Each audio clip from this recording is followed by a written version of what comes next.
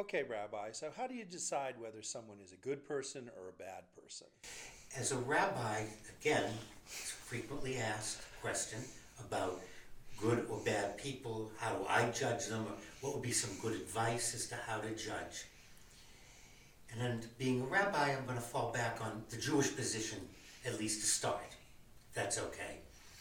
In Judaism, we judge by someone's actions, not thoughts. We have all kinds of thoughts. People can have all kinds of thoughts. The question becomes then, do we act on them? How do our thoughts influence us?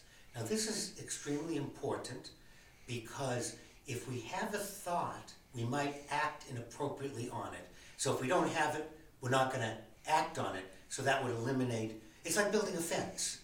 You build a fence around something. What we want to do is watch our thinking and our behavior so that we don't advertently or inadvertently act on our thoughts. However, a thought is just a thought. And like an ice cube, it just melts. And so there are some individuals, there are some religions and groups that point to thoughts as if they had a life of their own, as if they were bad, as if they could do something. Mm-hmm. I have a thought.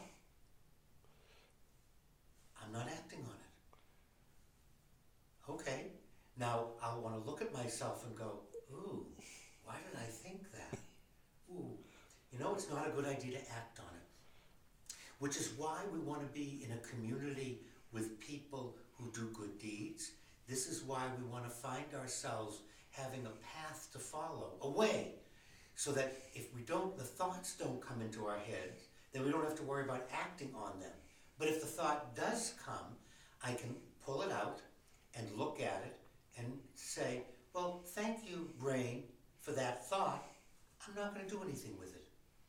But I want to thank you because you reminded me of something, or you said something.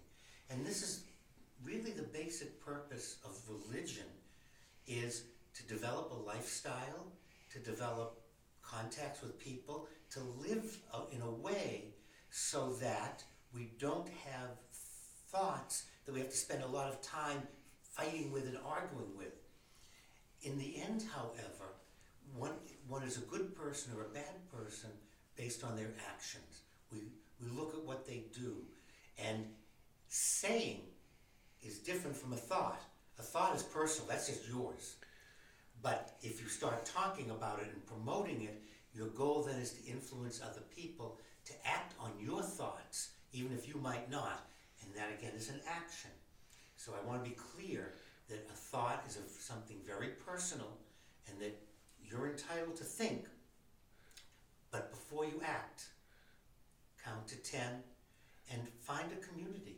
Be with people. You want to read material, look at TV shows, whatever might support your good thought and not something that would be harmful for yourself or other people.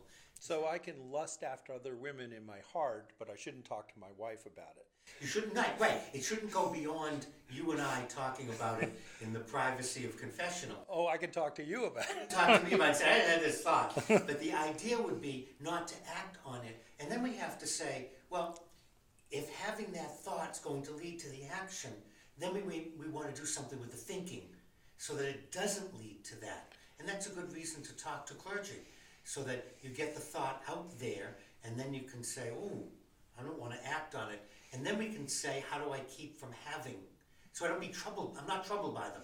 But it doesn't make you a bad person, and that's very important. So having bad thoughts is not necessarily bad by itself. That's correct, and we're all going to have them. Okay, well, thanks very much, Rabbi. You're very welcome.